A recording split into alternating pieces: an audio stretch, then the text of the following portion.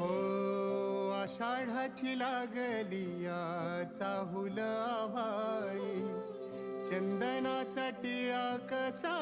शोभतो कपाळी, टाळची पळ्या सोबती नाद मृदुंगाचा,